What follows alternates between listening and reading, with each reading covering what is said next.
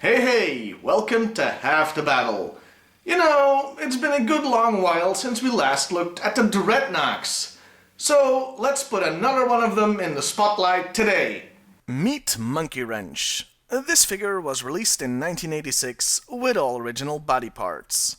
Though this guy came out later and wasn't part of the original Dreadnoks, he fits in very well with the biker gang theme. Which was kind of weird considering 1986 was somewhat of a turning point for the Dreadnoks. While the first Dreadnoks looked like traditional bikers, the later ones took their style more from Mad Max. Or, if you want to be pedantic, the sequels, The Road Warrior and Mad Max 3. I guess Hasbro just couldn't get beyond Thunderdome. That's right, Spoonie.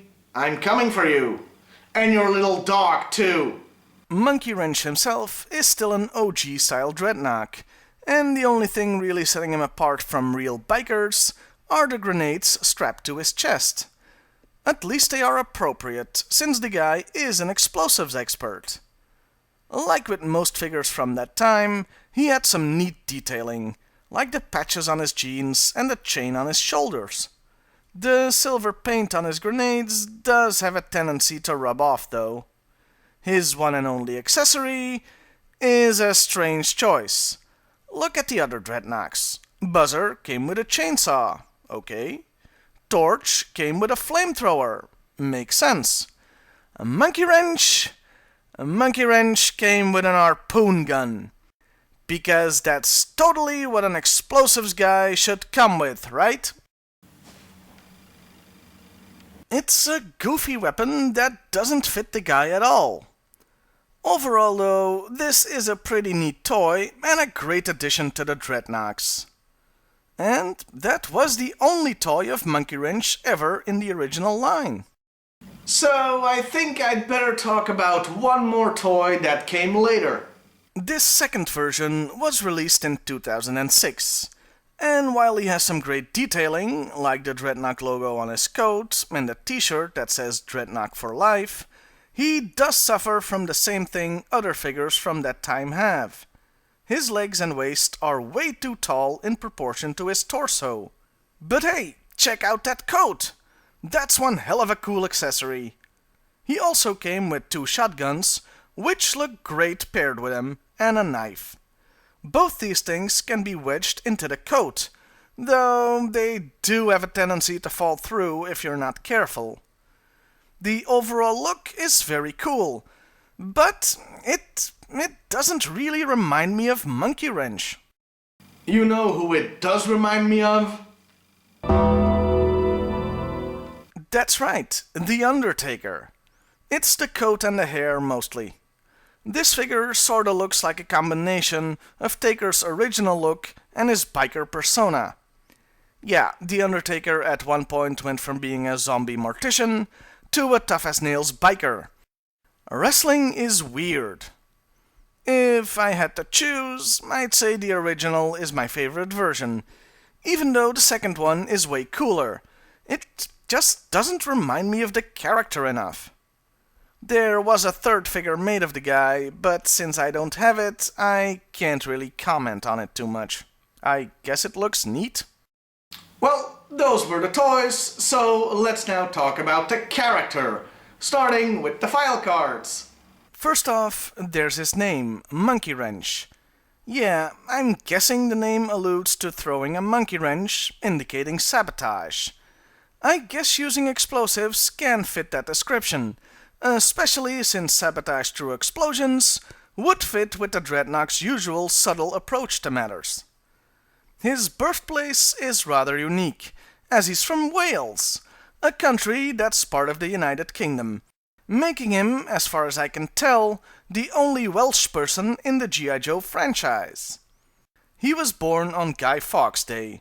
For those of you who don't know much of British history, or have never ever seen V for Vendetta, the day is a celebration of a failed attempt by Guy Fawkes to blow up Parliament with literally all the explosives.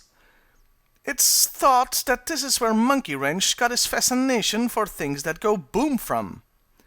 You know, if that's the way it works, then I kinda feel sorry for anybody born on St. Patrick's Day.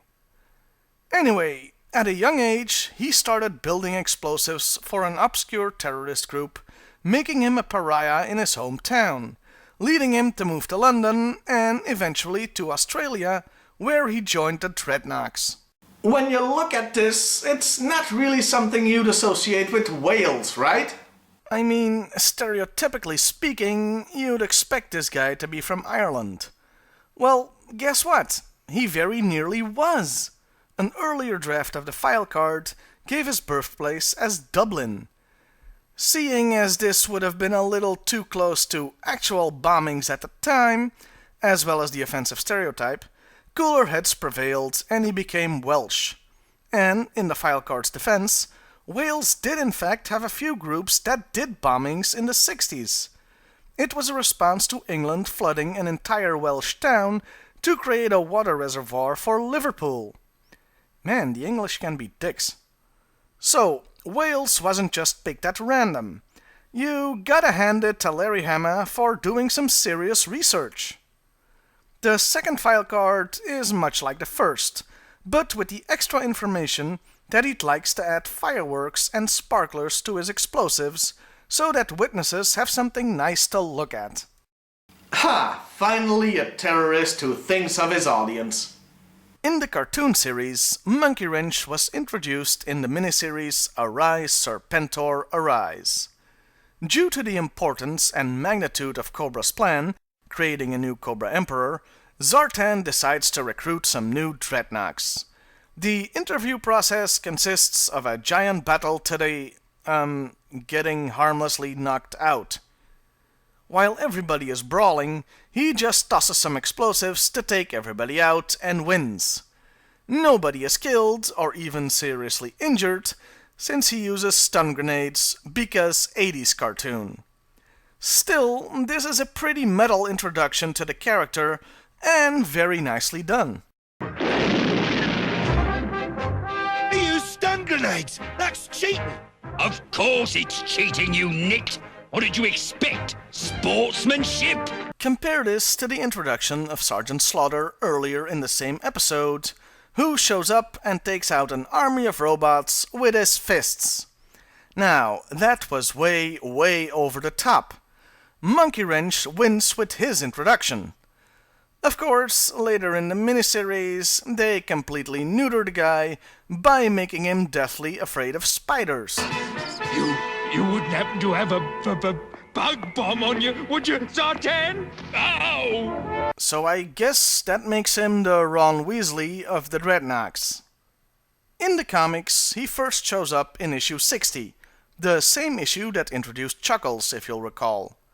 He doesn't actually start off as a Dreadnok, but as a thug who is stealing fuel from Zartan alongside Zanzibar, a flying pirate biker type guy. Because of course there's a flying pirate biker in the G.I. Joe universe. They first get beat up, but later join the Dreadnoks when they give them information regarding an impending attack on Cobra Island.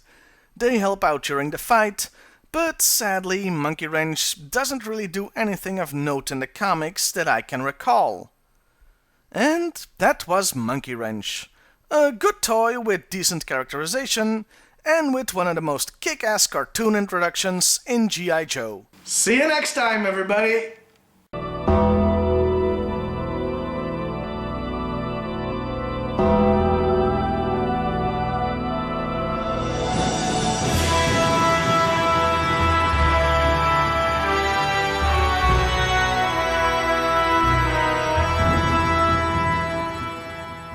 But your bollocks did up good, you did.